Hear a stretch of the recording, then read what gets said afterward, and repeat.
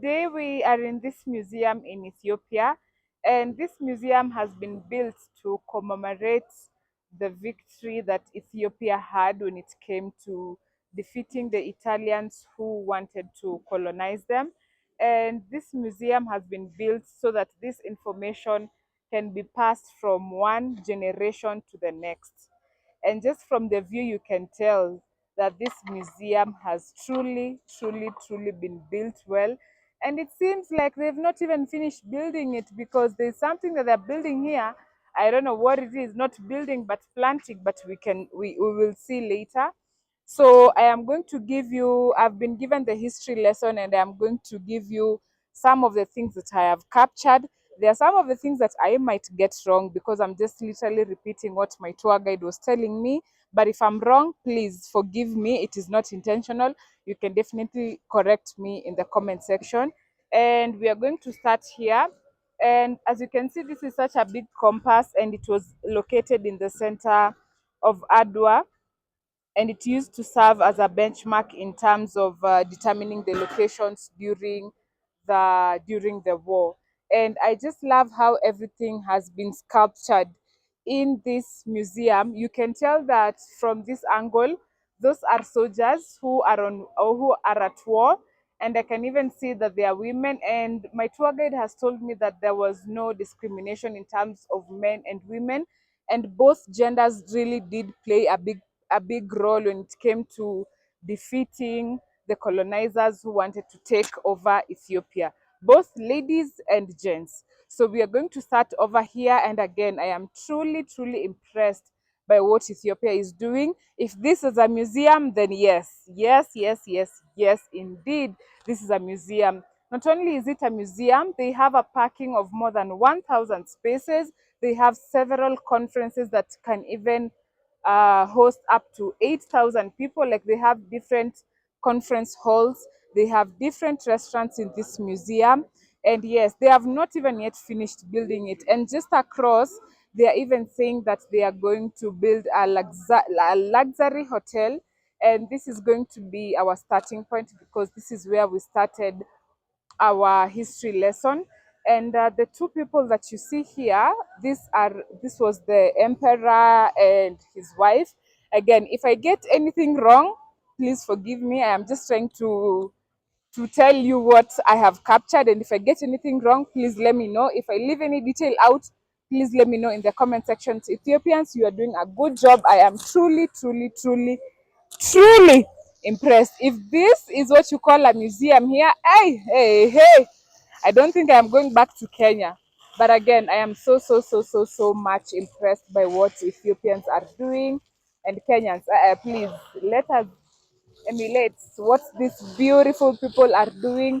And over across to the other side, we also have sculptures that are showing us the the warriors who are marching to war with the guns, with the shields, and with the horses. And this is such a beautiful museum. Not only is it a museum, but it can also host, as I said, different meetings.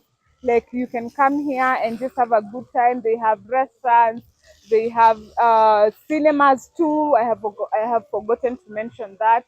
So these were the horsemen of Adwa. And again, hey, Ethiopians, you really put Africa on the map, because back then during the colonialism, the people who were the colonizers who were taking over Africa they had this ideology that Africans cannot defend themselves because of the many countries that were being colonized.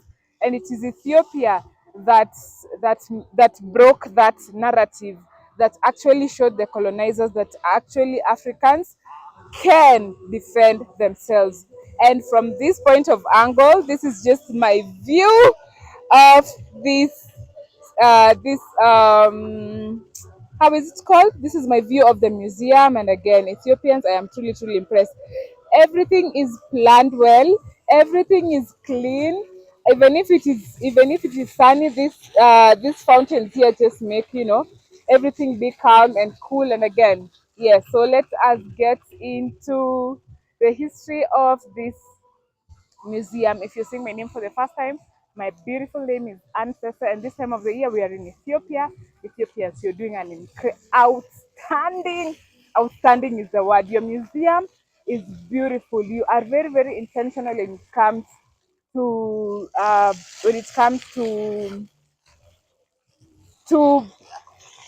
to making your like transferring the history lesson from one generation to the other. And just look at how these fountains are dancing. Whew, it's fun. I just feel like getting in and just having a swim. Whew, and on that note, I need to look for a beautiful hotel for me to go for swimming here in Ethiopia. So the two people whom you see here, whom have been captured, is the emperor and the empress, the husband and the wife. They're the ones who first led Ethiopians to defeat the Italians. And Emperor is the one who commemorated all the provinces in Ethiopia. He was called the king, but he also took part in putting like all the provinces together in Ethiopia because Ethiopia has several provinces. So he did such a big role in terms of putting all the provinces together, and because of that, his title changed from king to emperor. But before that, he was the king, and he was also called the King of Kings because different provinces also had different kings. So he had to be called the King of Kings. And because he took a role in putting all the provinces together of Ethiopia, his name now transferred from king to emperor. And this is also his wife, and his wife also played a huge role in terms of defeating the Italians. And as you can see, her hand is pointing directly towards this water, and she's the one who, because water is a very integral part in terms of our daily living. So she did come up with a plan where she will redirect the water that the Italians were having at the war zone, like the war area. She told her people to redirect the water so that the water does not go to the Italians, and the water to go to the natives who are Ethiopians when they were like during the war. So the Italians, like, they started having like less water and less water and less water, and this gave the Ethiopians or the natives power during war. Please let me know if I've gotten anything wrong. I am just telling you what I captured when the tour guide was teaching us. And across over to this other side, you can see these different kings. So we have these different kings behind who are behind the sculpture of the emperor, and that also plays a significant role in terms of it showing that he was the one who had much more authority compared to them. So these were the different kinds of kings who were in charge of the provinces, because Ethiopians has provinces, and each province had to be ruled by someone who was a king. So this was the king, and just one of them. This is Haile Mariam, who was a king of a province from 1842 to 1918. I believe probably he would have been the king of Ras Wale Bitul province. I am not sure. He never mentioned, but he just said that these all of them were kings of the provinces. So as we head over to this other side, I had told you that we had the compass that played a huge role in terms of giving the Ethiopians directions during war and tell them do this, do that, go this way, don't go that way. And as we come across all over to this other side, we can still see we have more and more kings. And again, Ethiopians, I am truly impressed. The work that you're doing here is outstanding. Your museum is beautiful. You are very intentional in terms of passing your information from one generation to the next. And I am lucky to be among the generation that was intended for that information to be passed down to. But yes, we are in this museum in Ethiopia, and wow, you are doing a tremendous job. And in terms of you guys just doing a tremendous job, across over to the other side, I have just had to ask because, of course, if I see a building coming up, I need to ask what it is. And I've been told like it is they are luxurious apartments that are coming up. And I love how, as much as Ethiopians are building left, right, and center, they are still maintaining their city clean. You can tell like the city is still very clean. I mean, this is impressive. Again, these are beautiful sculptures of the horsemen of Adwa. Forgive me again if I mention the names wrong, but I know you get it. So these are the horsemen who were fighting against the Italians during attempt of colonialism here in Ethiopia. Hey, Ethiopians in the building. Good job. Just look at the museum. Just look. I mean, everything speaks for itself. I even don't have to say anything. But right now, I am in the Adwa Victory Museum. And Adwa was the place where they defeated the Italians, and then victory, of course, they defeated the Italians, and then museum, of course, keeping the history and passing the information from generation to generation and teaching them how Ethiopians actually did it and defeated or cancelled out the narrative that Africans cannot defend themselves. And this victory actually led to the movement of Pan-Africanism and all of those good things that made Africa later unite and defeat all the colonizers. If you know, you know. So over here we do have the first Ethiopian. Is this an aircraft? This is not an aeroplane. Probably it's an aircraft, but please let me know in the comment section. So this is the first ever aircraft that was built by Ethiopians during the Haile Selassie rule, and they're the ones who built it, and their intention was for them to use it to defeat the Italians, since Italians came back again for a, for a second attempt of colonialism here in Ethiopia. And this aircraft was named after the daughter of Emperor Haile Selassie. So when the Italians were defeated the very first time, because they came a second time, when the Italians were defeated the first time, they took this aircraft and took it to Italy, and it remained in Italy for more than 70 years. I think 74 years. I am not sure. And then when the Ethiopians decided to build this museum, this aircraft was brought back and it was assembled by the Italians, and it was put here. And as you can see, it is big. And our tour guide told us like the wings are made out of wood all on this other side, and it can only host two people on the aircraft. So this was just one of the things that Ethiopians were doing for them to defeat the Italians, and it was brought here when the museum was built from Italy, and it was put together by Italians. Hello. Yes. Now, one thing I love about the architecture, hey, I love the architecture and the planning of this museum. Can you just see how beautiful, beautiful, beautiful this thing is?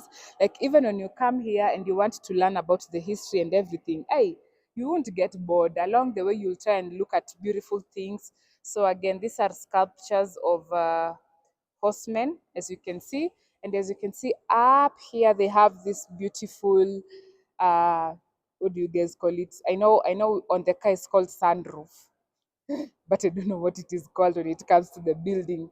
But this is it, and it is so pretty, so pretty. So even when you're being taught about how Ethiopians defeated Italians, I mean, you have everything beautiful to look at. This is such a huge, huge, huge museum, and I love how they have put everything together to ensure that the history and information is it really transferred or what? No, is passed. Yes, passed is the word. Is passed from one generation to the next. And over as we come here to this other side, we have this very, very important artifact, and I think that is why it is in the middle here. So this artifact, as you can see, it looks like a drum, and this drum was used to relay information to the locals and this information could come from the emperor himself. So this drum played a huge role in terms of transferring information or relaying information from the king or from the emperor to the natives.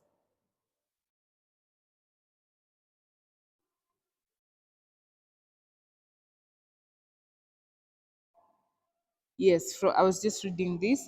So this was used to relay information from the king to the natives, especially during war. And up to now, it is also being used. I've forgotten the name. There's a special name for this drum. I have forgotten. But that special name right now plays a huge role in Ethiopia currently. Like that is where official information comes from the officials, from the government to the people. There's a specific name for this drum. They've not written the name of the drum there, but there's a specific name for this drum, and that name is now used like as a document name here in Ethiopia that is used to transfer information from the from the government to the people. Guys, I hope you're understanding what I'm saying. Okay, so as I was telling you, this is a sculpture of the Ethiopian army, and as you can see, we also have women here. So ladies, both ladies and gents, I can see we also have children, and I believe for you to really defeat Italians, because they had much superior weapons, it had to take everyone and anyone for them to defeat the Italians. And this is just but a what? A drum, the drum that represents that one there, the one that was relaying information from the king. This drum is used to, yes, it has just been placed here to show you how information was being relayed from the people. Okay, okay, I've been told not to touch, from the king to the people. Okay, so shortly we are going to, okay. From shortly we are going to hear from our tour guide, and please stick by, and I hope you're enjoying this video, guys. I really hope you're enjoying this video. Please make sure that you give my video a big thumbs up, leave a comment below, subscribe to my channel, and click on the notification bell. And today we are in the Adwa Victory Museum, and the museum is huge, huge.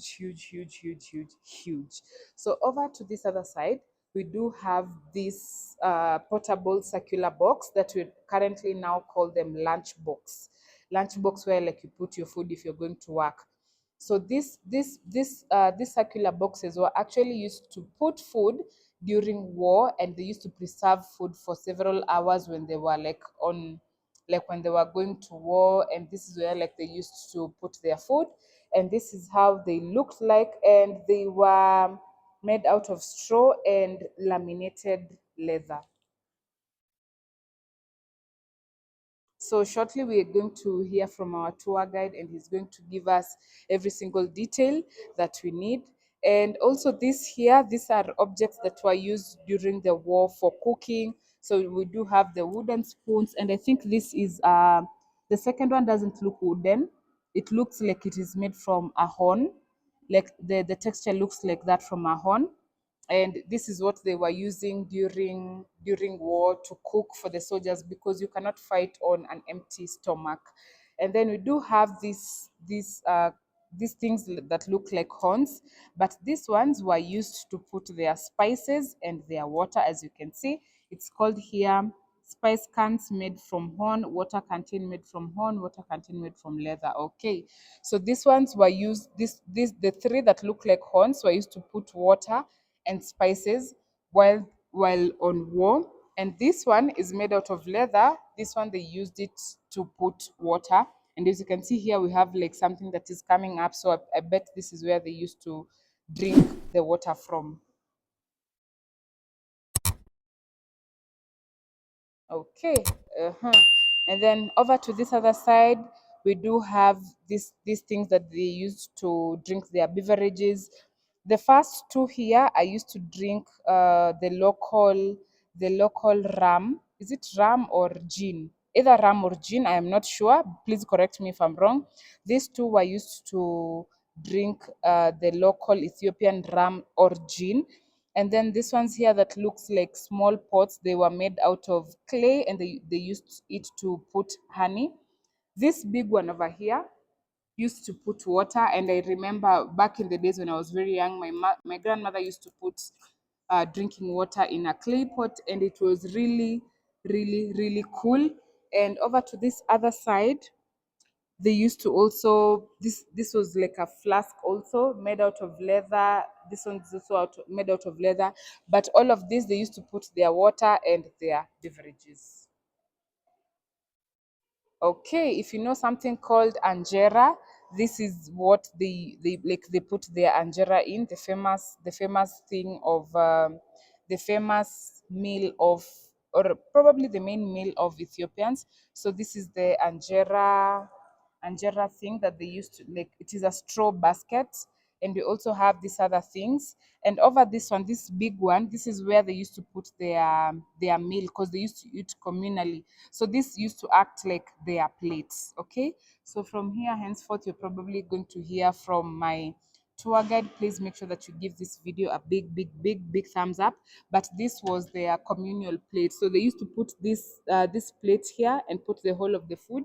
And I remember the tour guide was saying that even though they had probably internal conflicts within them, when it came to them eating communally, they used to put all their conflicts aside, and then just come together and eat.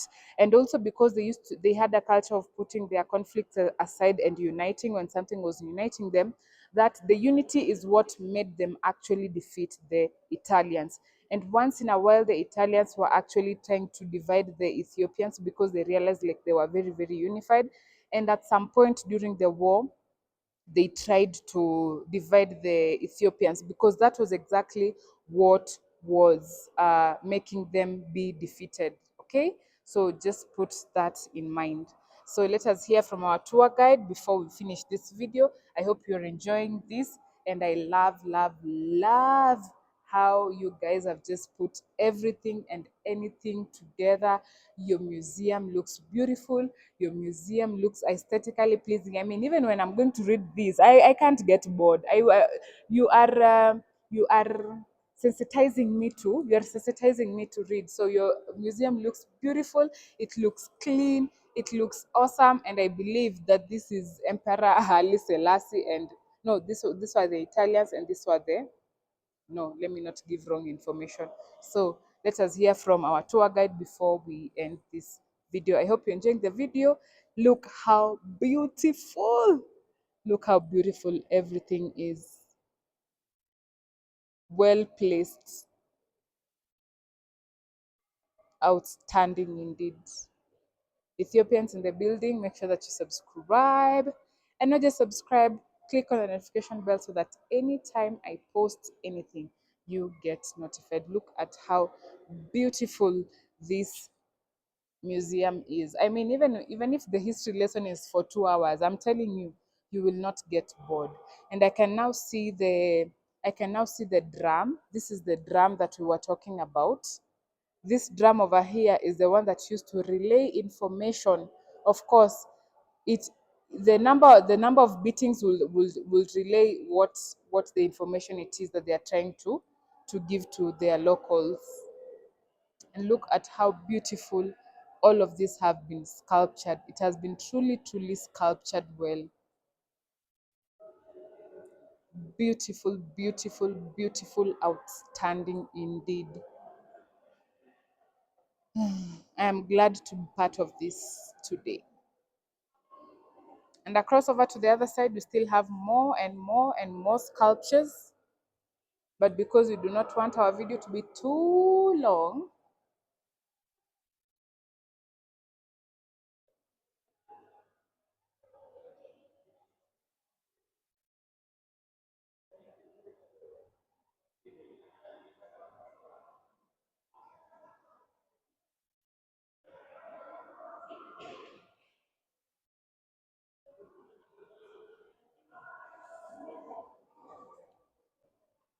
Italians had advantage in weapon advancements, but even if they are locals, relatively to what Italians had at the time. they also gave us advantage at one particular place. In Adwa, there is a place called Minderdab where hand-on-hand fight between two sides took place. So at Minderdab, Italians used the bayonet, the fire, the knife at the backside of the firearm. So if they want to stab, they have to come closer. But our forefathers, they could cut from distance. So this also gave us advantage. In the meantime, we also had those shields. This is our advantage at the time. So Italians had no shield at the time, but we used this one. They are made of hippo skin, hippopotamus.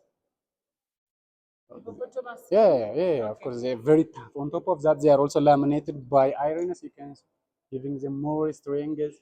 So they defended themselves by shields and attacked by swords and daggers over there. They were effective. On top of that, we had also spears. Yeah, this is for our horsemen, the strongest one to throw and stab from distance. And they had also knives from number 1 to number 7. All of them are a kit of one soldier, by the way, because they serve a different purpose.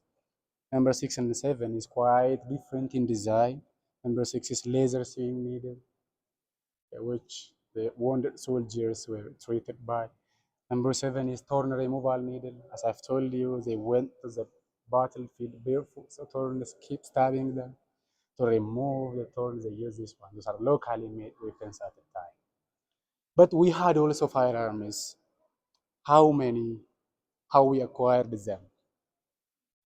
Over here, there are some few firearms used by our forefathers, and they are acquired through three ways, by the way. Some of them were purchased by Emperor Menelik II while he was Shawa province king before he annexed Ethiopia. Some of them were gifts from different nations, including the Italians. Now, out of 12 generals I have shown you that are out there, there is one guy who is the son of the Emperor of Ethiopia before Emperor Menelik. There was a mobile court system at the time, capital city. Different capital cities were used. In Mekelle, in Tigray region, we had Emperor Johannes the Fourth. It was not hereditary like the other emperors. He Yeah, was son of the emperor before, but he was not the emperor. yeah, So of it course, was not hereditary. of course. But he had such a right to claim his father's throne. Yeah. But he was already it was already claimed by Emperor Menelik. So there was tension between them. Italians, when they planned to come here, they planned to deliberately give those firearms to both of them to apprise the tension between them. So they gave those weapons as a gift for both sides, but after that, both sides come together and agreed to use those weapons against the Italians together. So that's what happened. They just take one bullet at a time, by the way.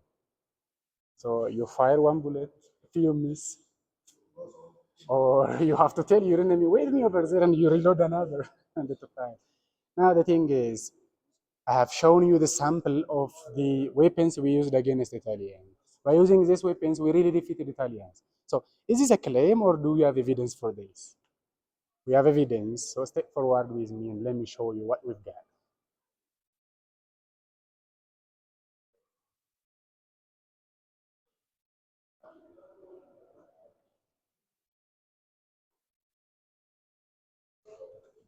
So these are some of the published news at the time from New York Times, Sleepy Parisian, the Atlanta Constitution. All of them wrote a report about Battle of Adwa, commonly underscoring that Ethiopians really defeated Italians. We can see just the headlines, Abyssinians defeat Italians. Abyssinia, the older name of Ethiopia, like Gold Coast for Ghana or Ivory Coast for Cote d'Ivoire, like that.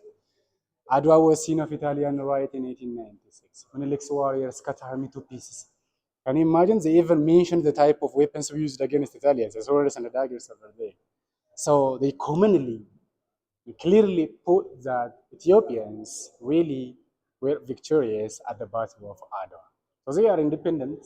We didn't influence them for their report, neither Italians. But This is the truth and the facts. As you all know, history is subjective. After a while, maybe one part can claim that he won the battlefield, but such evidences make this history alive within generations. So are we good? Yes. Yeah, sure.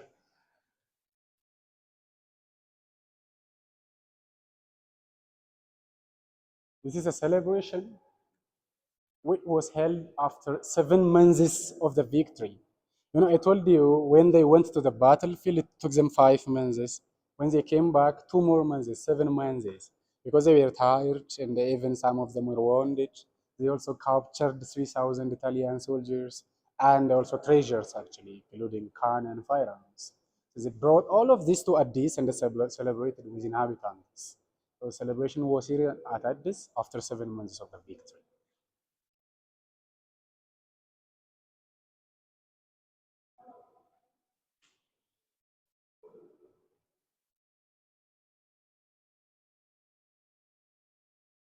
So after this celebration, Emperor again initiated another peace treaty to sign with Italians.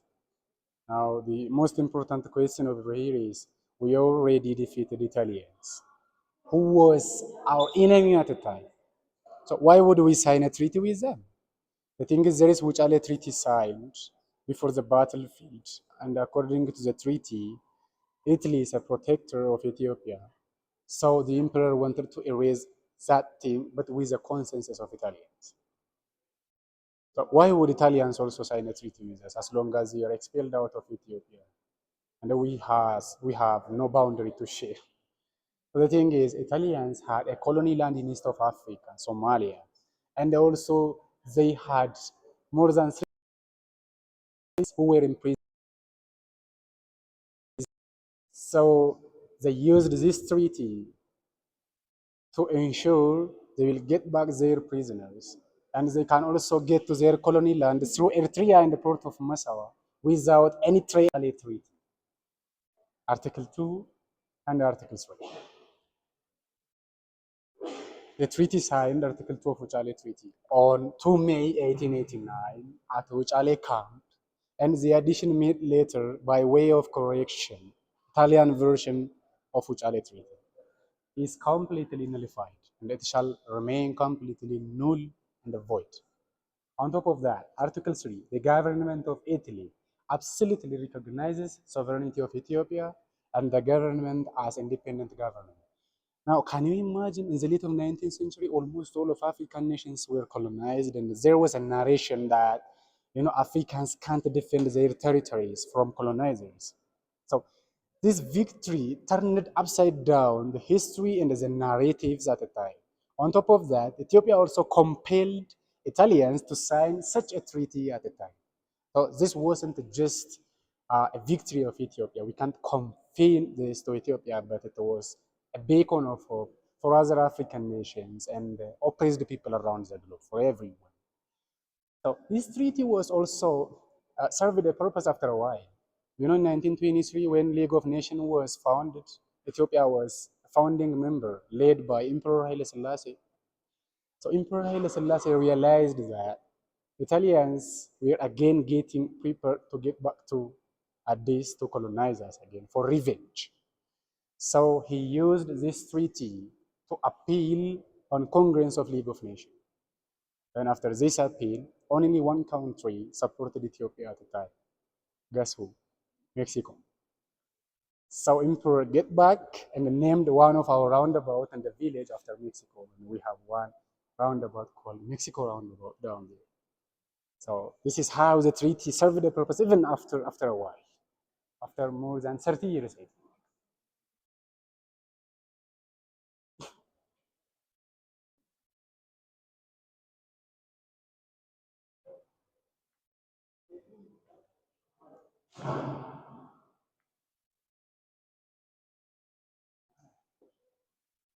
Okay, here is the sandcast of the battlefield. Now, I've told you we had 3 battlefields with Italians. The first one was Ambalagi, second was Mekelle, and the last was Adwa. And this is Adwa. As you can see, it is a tough topography. That is why it is also sparsely populated, as you can see. Adwa city, the today's city is over here, and this is to show a settlement of Ethiopian soldiers. The emperor, the empress, 12 commanders alongside their soldiers settled here. On my right hand side over there, the yellow color is to represent Italian soldiers, more than 44,000 of them.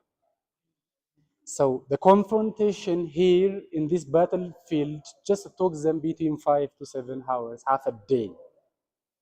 Within half a day, Italians were defeated. The three attempts from three different generals of Italians were failed, and even hand-on-hand fight took place between two sides, where we also lost one of our generals.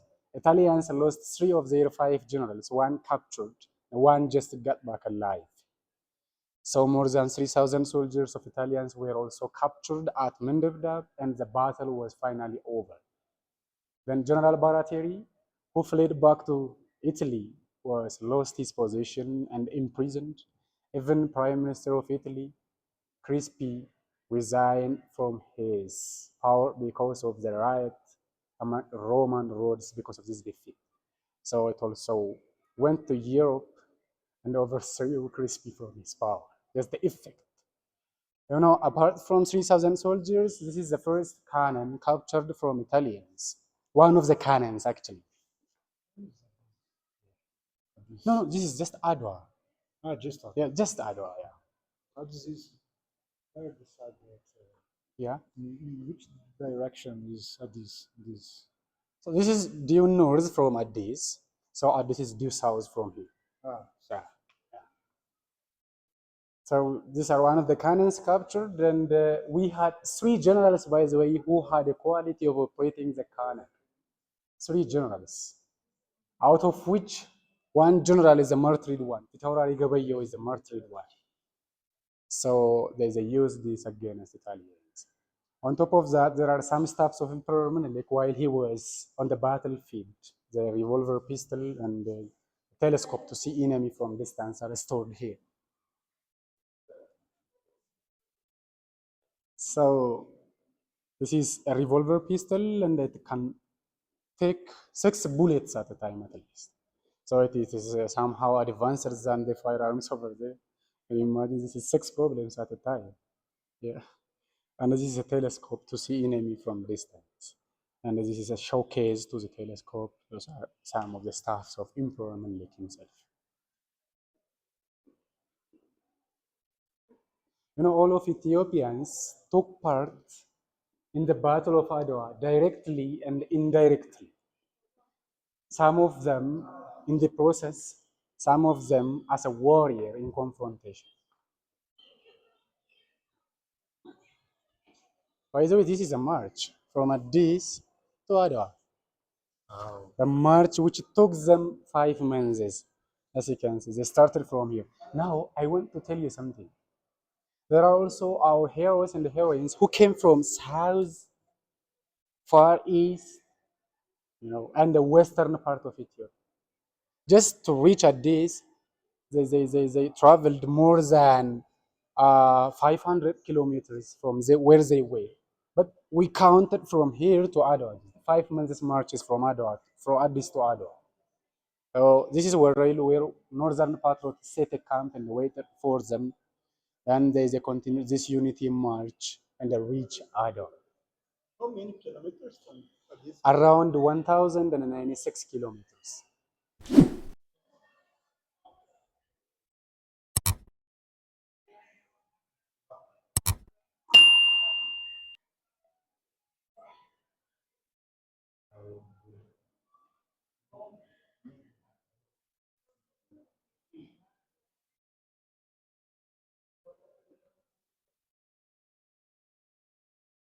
Okay. So these are the pictures from here to there to show the role of women during the Battle of Adwa. Now, quantitatively, out of 120,000 soldiers, more than 50,000 of them were women. More than that. Here they are cooking, as you can see. You can't overlook this thing because they cooked in bare land and they used to feed more than 120,000 soldiers on daily basis. So that was very tough activity. You can't fight by empty belly. It's obvious. And they were also encouragers. They gave a morale to our soldiers to go out there and confront Italians. And there were also medical staffs who took care and treated our wounded soldiers. Now this is Empress Taito. I told you that she cut off the water around Makale to withdraw Italians from strategic positions they occupied without any bloodshed. So this is to show the strategy crafted by her. So she was a strategist, commander, representing our women. So our women had such active engagement during the Battle of Adwa in all departments.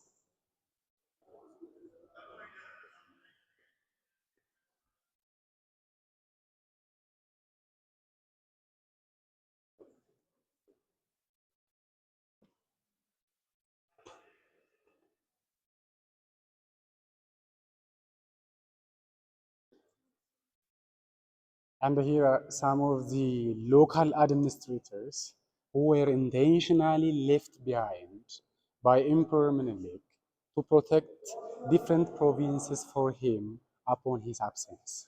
He was at the battlefield. So they protected each assigned provinces to them, and then when Emperor get back after the victory, they handed over their respective provinces and dispatched to their home.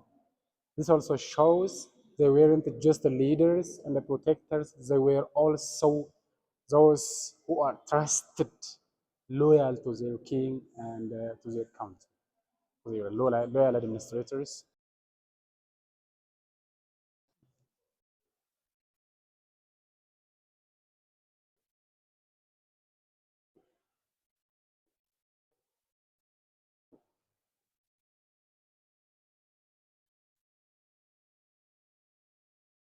And these are some of the captured photos, original photos by France and Italian journalists. And they are collected from both nations and put here.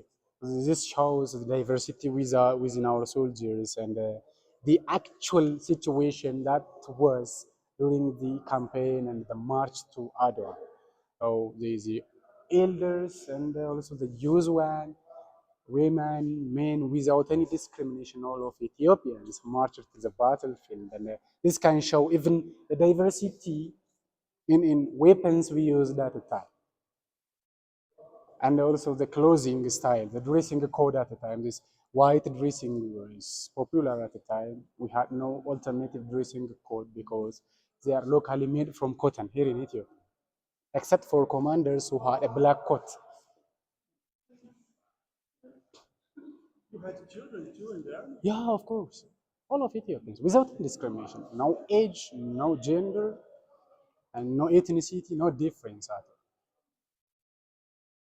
all. Okay, so I told you that we captured the 3,000 soldiers of Italians. In the meantime, I also told you that there was a peace treaty signed. So what happened to those captives who were imprisoned? After the peace treaty, Addis Ababa Treaty, as part of the deal, Emperor Menelik released all of the captives, including one general, because we had peace. We already settled down the issue, the matter. No. The general and the 3,000 soldiers of Italians were released. Everyone. Oh, every one of them. Yeah. Then, Italy also took initiation to maintain this peace and the reconciliation. And they opened embassy in this. For your information, the first ever country to open embassy, followed by French and British and the US. Yeah. So then this reconciliation went on for 40 years. But what happened after 40 years? Let me tell you this in the that Mussolini. timeline. Yeah. During Mussolini, actually, yeah.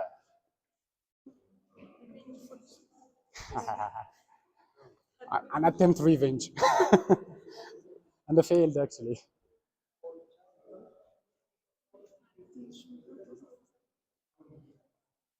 አለ ታሪክ ላይ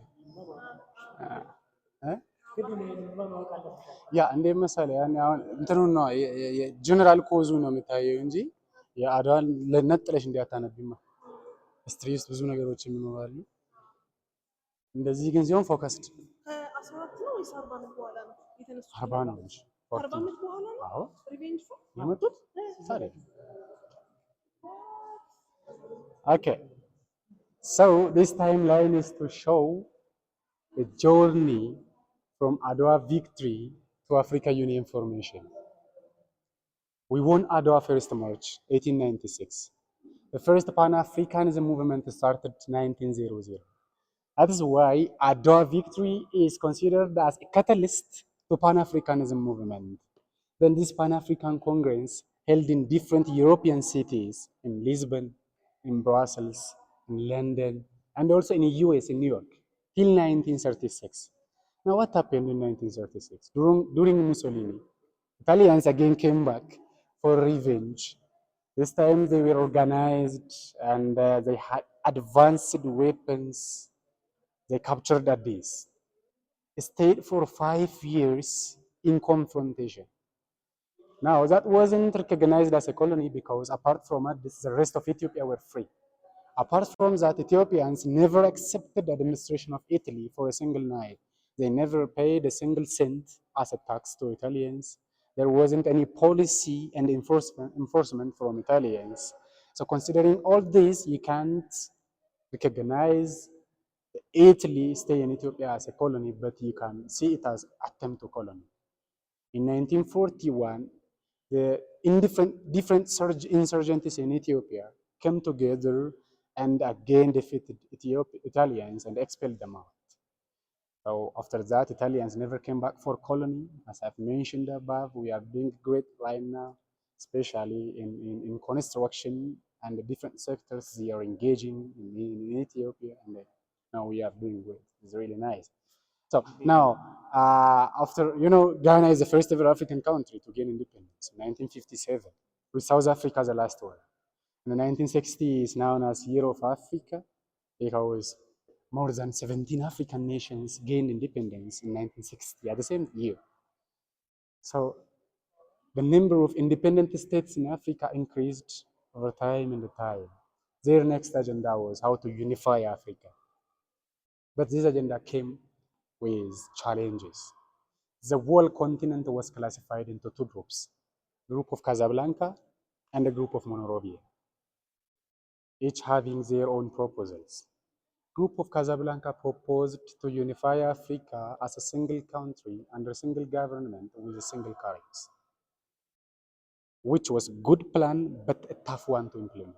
Can you imagine Africa with this geographical space under one government? It will even appear more weaker than it has been before. Yeah, of course, I think so. Because can you imagine one government governing all Africa together? Yeah, one government. It will be difficult.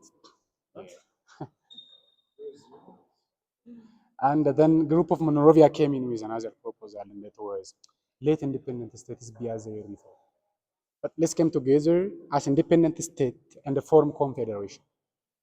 So they formed confederation. In 1963, by this proposal, they formed. So our tour guide actually mentioned that the Italians came twice.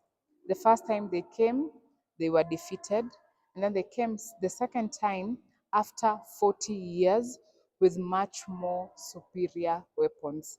And they stayed in Ethiopia for around 5 years. Again, correct me if I am wrong, but they stayed in Ethiopia, specifically Addis Ababa, for like 5 years. But the Ethiopians did not bend anything for them. They never gave them taxes. They never allowed their legislations to affect them in any way. And up to date, they have maintained that. And I am so glad to see here our very famous Kwame Nkrumah. He was truly an icon when it came to the independence and the Pan-Africanism of uh, of of Africa. And here we do have, I can see Mzee Jomo Kenyatta, Haile Selassie, Julius Nyerere, and these were some of the people who actually witnessed the war against the Ethiopians and the Italians when they were trying to take over Ethiopia. And the first one of them is Marcus Garvey. I believe that I've done a video of him, Marcus Garvey of Jamaica, and he was the first person who was trying to bring back Africans from the West. We have W. We have this one, Adwa stands statement to the indomitable spirit of African people who refuse to subjugated for the force of their freedom.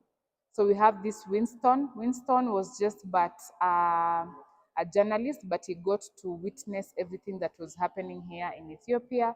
We have the famous Kwame Nkrumah of Ghana, the first country in Africa to gain independence. We have Mzee Jomo Kenyatta of Kenya. We have Julius Nyerere of Tanzania. We have Kenneth Kaunda, I have forgotten where he's from, and we have Nelson Mandela of South Africa. So this is, again, look at how beautiful, beautiful, beautiful this museum is. Literally aesthetically pleasing. I mean, if I'm learning from this point, from this kind of environment, I cannot get bored. You see, I cannot, this is just, everything is airy, everything looks beautiful, everything is well articulated and everything. So as we come to the end of this video, I hope that you have learned something. If you did not know, how Ethiopians defeated the Italians. Italians came twice to Ethiopia trying to defeat them, but they never defeated them. And on that note too, as we finish this video, make sure that you subscribe. And I just want to have a moment of silence as you guys see the rare photographs of the Adwa campaign, like when they were on war on a place called Adwa. And that these photographs were the photographs that Italians captured during that time. So as we end this video, make sure that you subscribe to this channel, like, leave a comment below. If there is anything that I've gotten wrong, leave it in the comment section. If there's anything that I have missed, leave it in the comment section. If there is anything that you feel like it is very important for you to add, please leave it in the comment section. So a moment of silence of some of the rare photographs from the Adwa campaign, where our Ethiopians were fighting for independence for this beautiful country.